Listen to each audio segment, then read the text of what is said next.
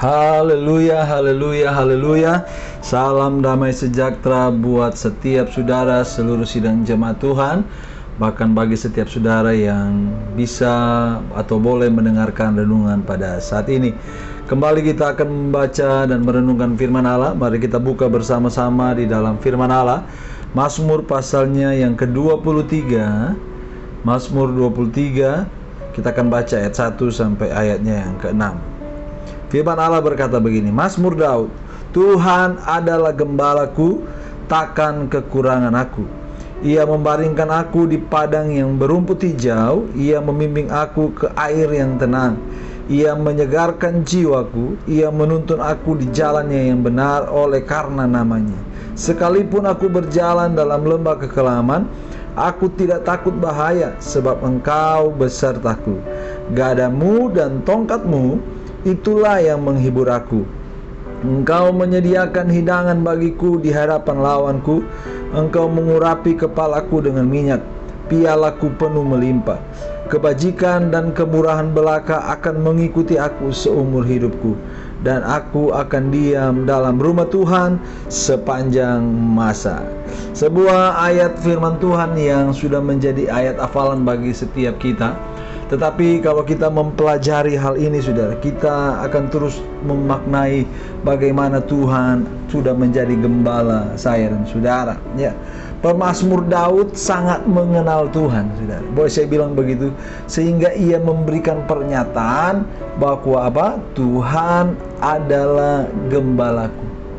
Daud tidak berkata bahwa Tuhan adalah gembala kita, tetapi dia berkata Tuhan adalah gembalaku. Dan kata lain, dia mengenal benar siapa Tuhan yang dia sembah, bahwa Tuhan itu sudah menjadi gembala dalam kehidupannya. Karena itu Daud punya tekad, saudara. Dalam ayat yang ke-6 dia berkata, aku akan diam dalam rumah Tuhan sepanjang masa. Kenapa Daud punya kerinduan seperti itu? Karena dia membangun pengenalan akan Tuhan ketika dia ada di dalam rumah Tuhan.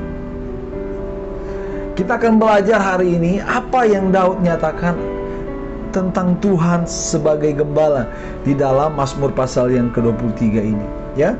Kita baca di ayatnya yang pertama sampai ketiga. Dia berkata, takkan kekurangan aku. Ia membaringkan aku di padang rumput yang berumput hijau. Ia membimbing, bahkan Ia menyegarkan jiwaku. Apa makna dari ayat-ayat ini, saudara? Ketika Tuhan menjadi gembala saya dan saudara, Tuhan yang akan melengkapi kebutuhan saya dan saudara. Dikatakan bahwa takkan kekurangan aku, ya. Kita tahu bahwa kita sebagai manusia ini punya 1001 macam kekurangan, ya. Kita seringkali kurang kasih, kurang berkat, kurang damai, kurang sejahtera gitu ya. Kurang makan gitu ya, kurang dan sebagainya ya. Tetapi dalam bagian ini Tuhan berjanji untuk melengkapi setiap kebutuhan itu, ya. Bahkan kalau saudara ingat pernyataan Tuhan Yesus dalam Matius pasal 6 ayat 25 yang sampai 26, saudara, Yesus dengan jelas berkata di sana bahwa janganlah kamu khawatir akan hidupmu.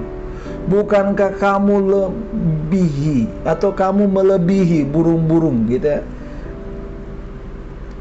Tuhan bilang jangan kita khawatir, ya.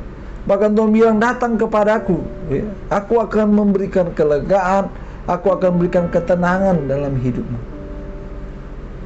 Di Mazmur pasal 23 selain Tuhan berkata, Daud berkata bahwa takkan kekurangan aku. Daud berkata bahwa Tuhan yang sama yang menjadi gembala dia yang akan menyegarkan jiwanya. Berbicara tentang jiwa, saudara, berbicara bagaimana perasaan kita, bagaimana pikiran kita, bagaimana kehendak kita. Tetapi Tuhan juga yang menyegarkan semua hal itu. Dan kata lain, kita tidak stres, kita tidak depresi, tetapi kita rileks dalam bimbingan Tuhan, ya.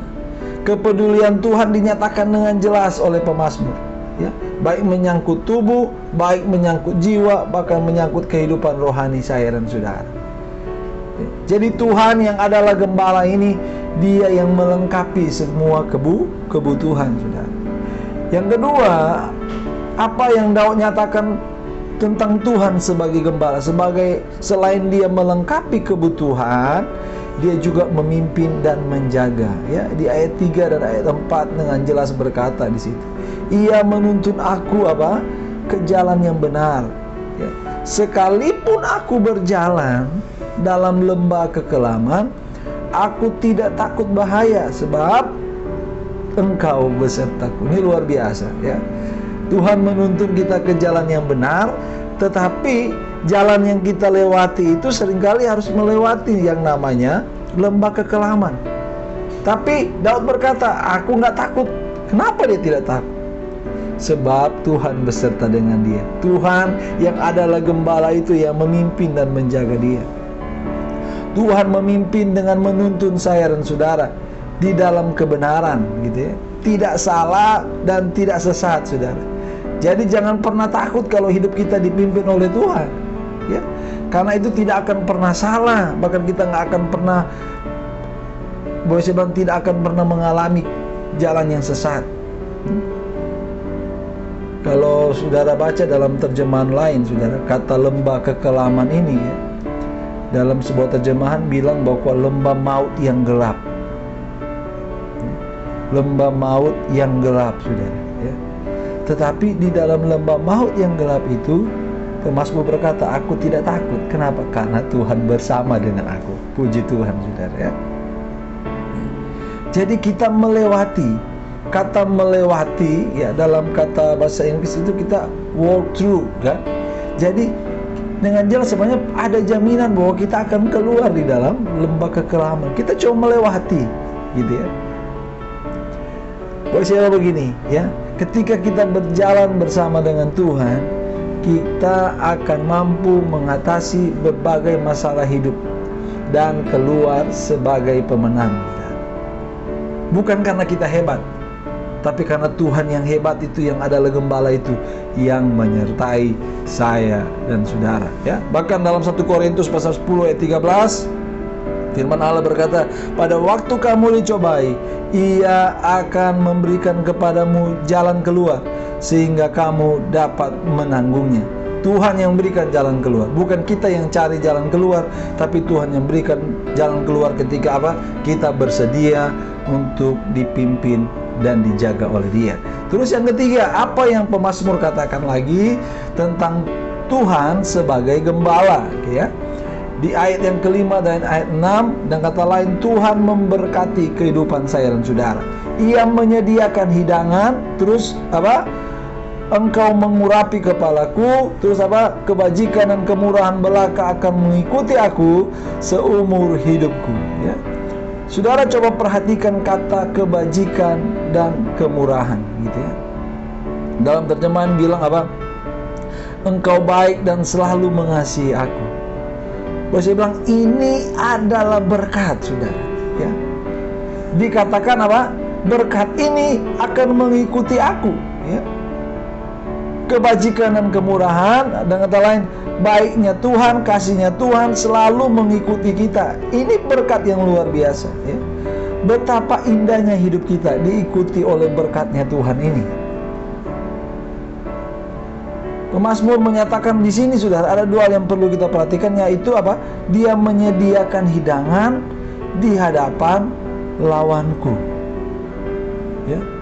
Tuhan menyediakan hidangan di hadapan lawanku. Kita ini disiapkan atau dididik Tuhan di saat hidup di dunia ini dalam banyak sekali tantangan, bahkan banyak sekali godaan, gitu ya. Tapi ingat, ya, bahwa kebajikan dan kemurahan, haleluya, selalu mengikuti saya dan saudara. Ketika kita mengenal Tuhan dengan benar, kita menjadikan Dia sebagai Tuhan yang adalah gembala saya dan saudara. Dia melengkapi kebutuhan kita, Dia memimpin dan menjaga kita, tapi Dia juga memberkati kehidupan kita dengan apa? Kebajikan dan kemurahan. Haleluya. Apapun yang menjadi pergumulan kita,